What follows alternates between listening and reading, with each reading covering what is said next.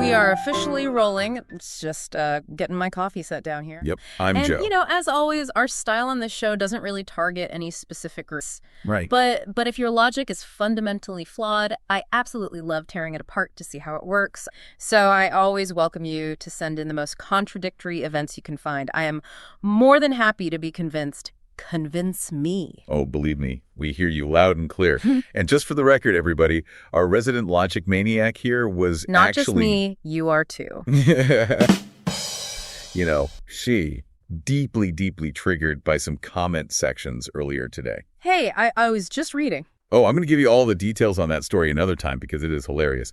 But for now, good morning, good afternoon, or good evening, whatever time zone you happen to be in right now. Welcome back to Sip and Talk. I'm Joe. And a special welcome to all our Sip and Talkers tuning in. My blood pressure is finally back to normal, I promise. And I'm fully caffeinated now. So what are we unpacking today? Okay, back on topic. Let me tell you, I recently discovered this Eastern mystical power that honestly makes quantum mechanics look like simple addition. Wait, really? Yeah. I call it the science of name changing. The science of name changing? You have to be kidding me. What bizarre internet superstition have you been reading up on now? No, it's not a superstition at all. Yeah. This is actually a documented, real-world diplomatic maneuver. Okay, I'm listening. So we need to rewind a bit to the Marco Rubio situation. Back in 2020, Beijing was just completely furious with him for pushing all those human rights bills. Right, the ones regarding Xinjiang and Hong Kong. Exactly. So they placed him on this super strict sanctions list. They froze his assets, banned him from entering the country, like the whole 9 yards. And in the official state media, his translated name was spelled Lubiao. Lubiao. Makes sense. Right. Fast forward to 2026. Trump wins the election, and suddenly Rubio is appointed as the chief diplomat. He is the Secretary of State. Which, that presents a massive structural nightmare for Beijing. Oh, totally. How do you even host bilateral diplomatic talks if the top American diplomat is legally banned from stepping foot in your country? That is the multi-billion-dollar question. And here's where the magic trick happens. Okay. Right before he takes office, the state media quietly alters his translated name. They literally just change it from Lubiao to Lubiao. Wait. They just changed one vowel. One tiny phonetic character shift. Yeah. And suddenly, magically, this so-called new Rubio is perfectly fine to fly into Beijing on Air Force One. You're joking. I'm not. Yeah. The sanctions are completely bypassed because officially, according to the spelling, this is a different person. Wow. You look at the mechanics of that, and it is honestly the ultimate form of political pragmatism. It really is. Like in the face of absolute political necessity, previous rules are just instantly erased. It actually reminds me of that old internet joke. Oh, which one? The one where someone asks if changing your name in bank magically erases your mortgage. Like, hello, I am not the John Smith who owes you $100,000. I'm John Smith with a Y. My credit score is flawless. Yes.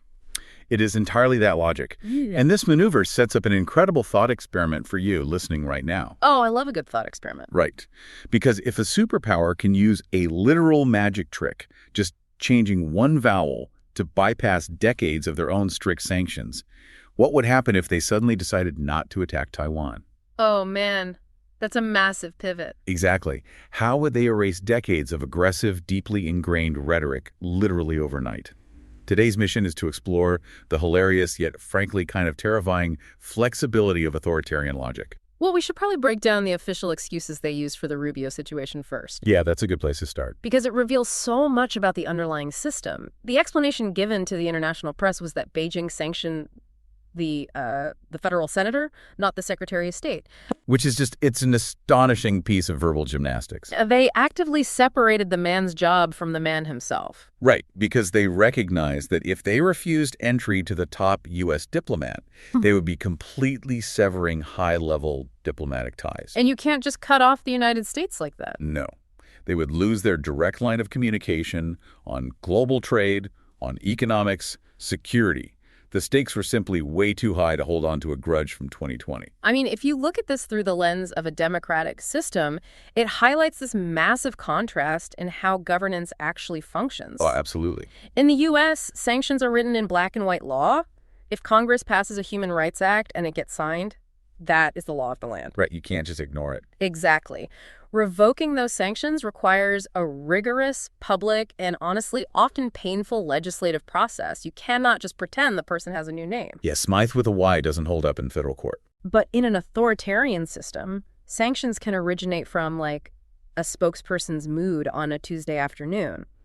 And revoking them, it just takes a minor typo in the state newspaper. It's crazy. It is the literal definition of rule by mood versus the rule of law. And that rule by mood led to one of the most memorable diplomatic moments of 2026. Oh, I know exactly what you're going to say. Picture this scene, okay? May 14th, inside the Great Hall of the People. The state media is filming the meeting between Trump and Xi Jinping. Yep. And they're actively, desperately trying to position their cameras to hide Rubio behind a massive structural pillar. It was so obvious, too. They were literally framing the shot so their domestic audience wouldn't see the guy they supposedly banned. But the global cameras are there, right? And they catch everything. They catch Rubio stepping out from behind that pillar, shaking hands with Xi Jinping, and then turning to give this incredibly playful, knowing wink to Trump. That wink is everything. It really was. It is the ultimate symbol of the difference between these two systems. Democratic officials operate with the backing of structural law. Authoritarian officials operate purely on the fear of losing face. Yeah, Rubio knew exactly what was happening in that room. He knew they were embarrassed. He knew about the name change. And that wink was basically him acknowledging, you guys need me here far more than you need your pride. It's vital to understand, though, that this whole name-changing trick isn't some rare glitch in the Matrix. Not at all. It is a historical feature of the system. If you look at the international reporting, pulling data from the Financial Times or The Economist, you see a massive, undeniable pattern of saying one thing and doing exactly the opposite. The precedents are everywhere once you actually start looking for them. Let's talk about Hong Kong, for example. Oh, yeah, that's a perfect example. In 1984, the Sino-British Joint Declaration was signed, and it promised 50 years of unchanged high-degree autonomy for Hong Kong. It was an internationally recognized treaty, formally registered with the UN. And then you fast forward to the 2017 to 2020 window, and the Foreign Ministry openly declares that this binding international treaty was merely a, quote, historical document with no practical significance. Just completely dismissed it. My interpretation of that logic is literally use it and lose it. Yeah. When the treaty was useful, to secure the handover and keep the financial markets stable, it was treated as sacred. Right. But the second total control was established and the international leverage shifted, the rules were essentially incinerated. Then you look at their WTO entry in 2001. The promise was incredibly straightforward. Open your markets, and the world will integrate you into the global economy. And look where we are now. Decades later, China is the second largest economy in the world. Yeah. Yet they continually utilize developing nation loopholes. And the way they execute that is just fascinating. Let's look at how the Great Firewall functions. Oh, the firewall is a huge part of this. It is constantly framed as a national security tool to block Western ideology. But economically, it functions as a massive, invisible trade tariff. They block foreign tech giants like Google or Facebook by demanding data compliance laws that are technically and ethically impossible for those companies to meet. So those foreign companies are forced to leave, which creates a massive vacuum. And within weeks, heavily state-subsidized domestic versions launch. Very convenient. Right. They operate in a completely protected market with over 1 billion captive users. Mm-hmm. It's like joining a massive exclusive group chat. Okay, I like where this is going. You get in, and immediately you demand that everyone else follows the strict admin rules.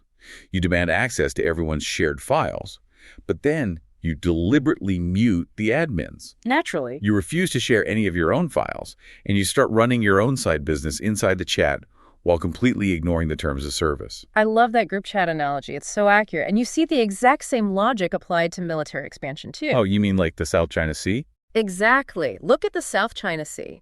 Back in 2015, there was a direct public promise made to President Obama in the White House Rose Garden.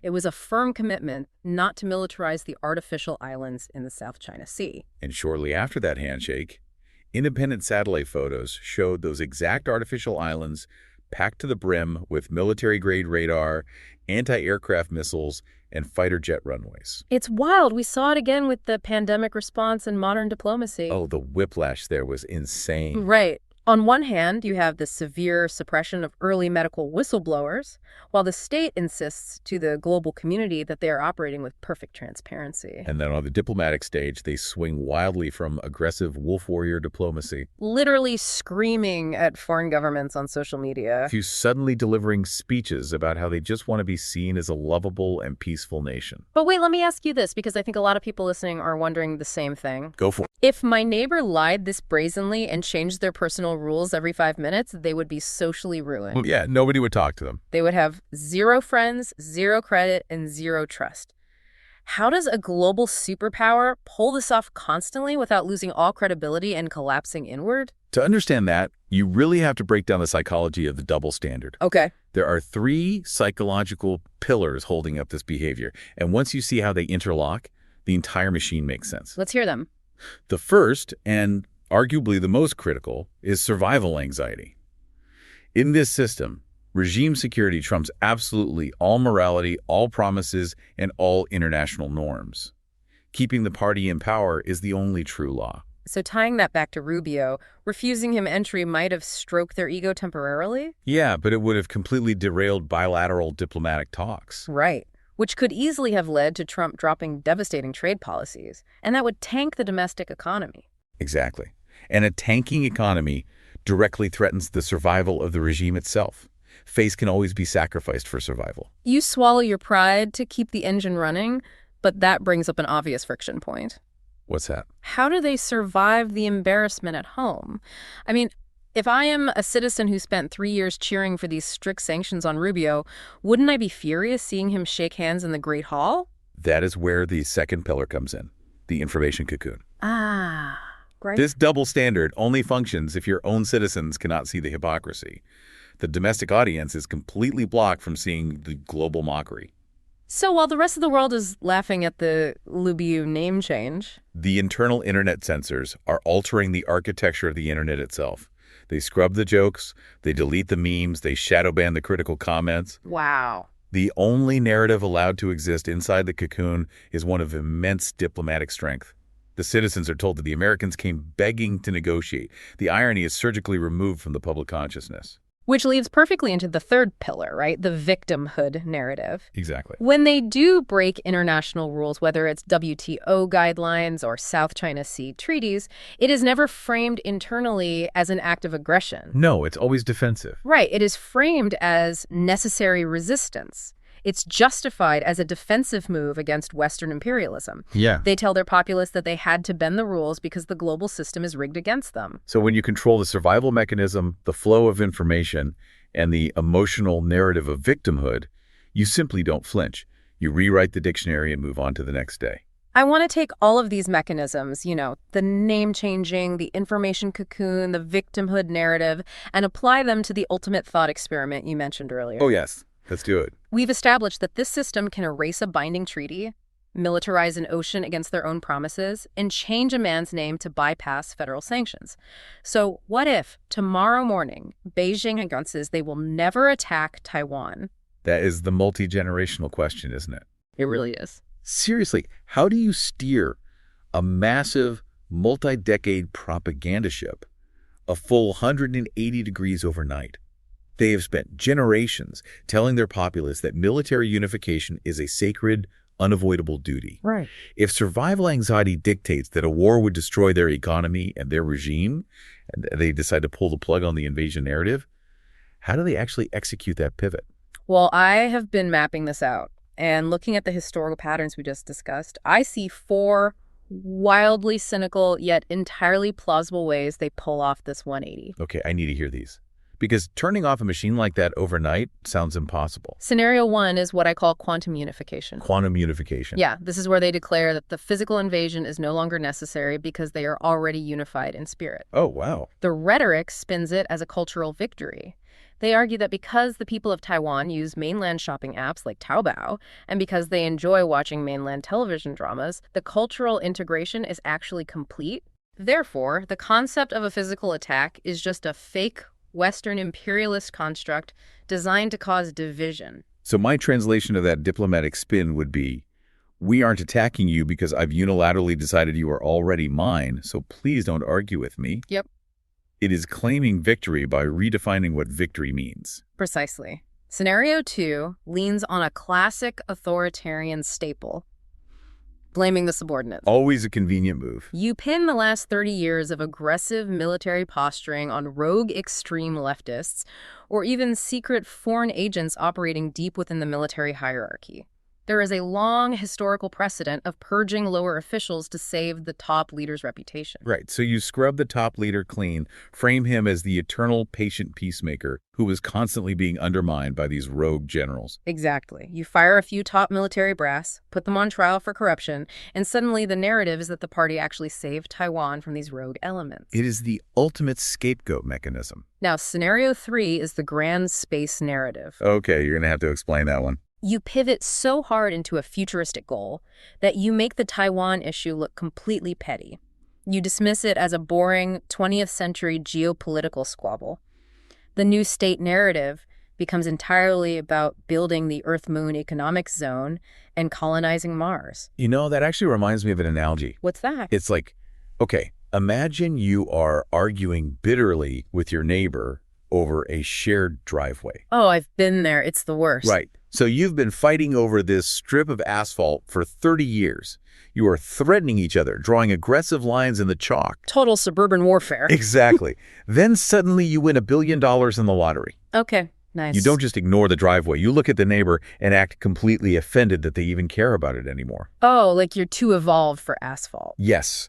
You act like you are simply too rich and too important to care about a driveway, making them feel small for even bringing it up, when really you just don't want the hassle of the lawsuit. That perfectly captures the psychology of it. Like, we're going to Mars. Why are you still talking about tiny islands? It is a massive state-sponsored distraction technique. Brilliant. And what's the fourth one?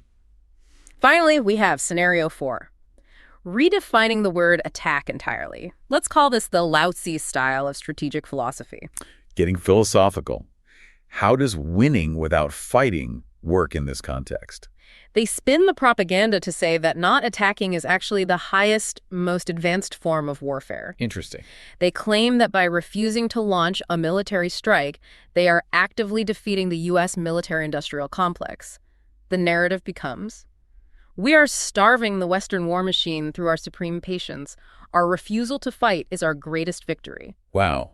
It is incredibly cynical. But given the logic we saw with the name-changing trick, it actually fits the pattern perfectly. Right. What is truly fascinating about any of these scenarios, though, is the technical reality check required to pull them off. Because you have to manage the domestic internet. You have to do it instantly. It causes absolute algorithmic whiplash. How does that actually function under the hood? It can't just be deleting posts, right? Oh, it is far more sophisticated than just deleting posts.